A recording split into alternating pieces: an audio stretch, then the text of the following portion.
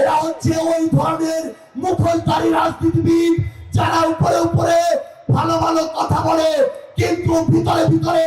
ওই তেতুলিয়ায় চাঁদাবাজি, লুটপাট, মাদক ব্যবসার সকল ধরনের সিন্ডিকেট চালায়। যখন এই বাংলাদেশের মানুষ এক যুগের দীর্ঘ সময় ধরে রাতের নির্বাচন, ভোট চুরির নির্বাচন, দামি নির্বাচনের মতো অধ্যায় পার করে প্রত্যেকের জায়গা থেকে এই দেশের উপরে, রাজনৈতিক দলগুলোর উপরে, এই দেশের ব্যবস্থার উপরে আস্থা হারিয়ে ফেলেছিল। যখন রাজনৈতিক দলগুলো নির্যাতিত হতে হতে এক সময় মনে করেছিল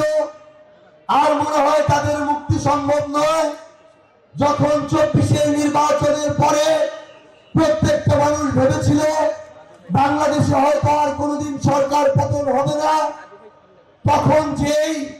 তরুণ প্রজন্মের নেতৃত্বে বাংলাদেশে একটি অভ্যুত্থান সংগঠিত হয়, তখন যেই তরুণদের নেতৃত্বে এই বাংলাদেশের রাজনৈতিক দলগুলো মুক্ত হয়েছে, সেই তরুণদের, সেই বীরদের, সেই শহীদদেরকে স্মরণ করে আমরা আজকে আমাদের এই জনসভা শুরু করতে চাই। আমরা শ্রদ্ধার সাথে স্মরণ করছি সেই স্বাধীনতা থেকে শুরু করে 2024-এর অভ্যুত্থান পরবর্তী সময়ে আমরা 25-এ এসে যখন আমাদের ভাই, আমাদের সহযোদ্ধা শহীদ ওসমান হাদিকে হারিয়েছি,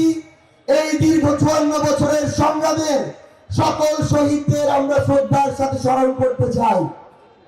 সংগ্রামী সহযোদ্ধা, আমরা একটা বড় লড়াইয়ের পরে যখন 24-এর অভ্যুত্থানে বাংলাদেশের নতুন করে বিজয়ের মুখ দেখলাম, তখন আমরা দেখলাম যে রাজনৈতিক দলগুলো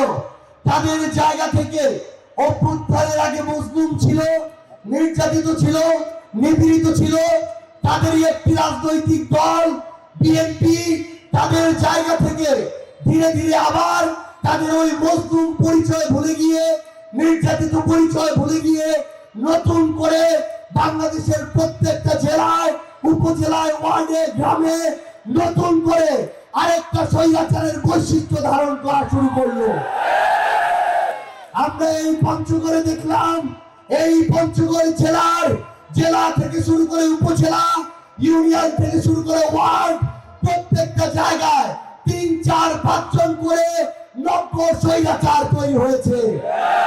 আমরা দেখলাম তাদের হাত দিয়ে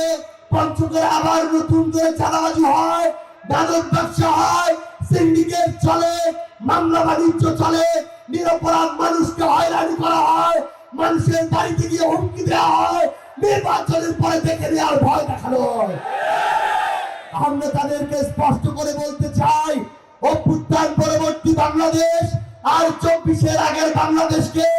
আপনারা এক কাতার করে দেখবেন না। বিগত 16-17 বছরে এই বাংলাদেশের বাস্তববাদী রাজনীতি করার কোন অভিজ্ঞতা আপনাদের নাই। এই কারণে 20 বছর আগে আপনারা যেই ধরনের অপসংস্কৃতির নোংরা রাজনৈতিক কালচারের রাজনীতি করেছেন, আপনারা মনে করছেন এখনো সেই রাজনীতি করে আপনারা পার পেয়ে যাবেন। এরা হচ্ছে যে সেই তথাকথিত নেতা, যেই নেতারা উপরে উপরে ভালো মানুষের ভান ধরে, মুখোশ পরে, আর ভিতরে ভিতরে গিয়ে ওই তেতুলিয়ায় লাবু গমের মতো চাঁদাবাজদেরকে এরা বসে, এরা আশ্রয় দেয়। এরা হচ্ছে ওই ধরনের মুখোশধারী রাজনীতিবিদ যারা উপরে উপরে ভালো ভালো কথা বলে, কিন্তু ভিতরে ভিতরে ওই তেতুলিয়ায় চাঁদাবাজি, লুটপাট, মাদক ব্যবসার সকল ধরনের সিন্ডিকেট চালায়।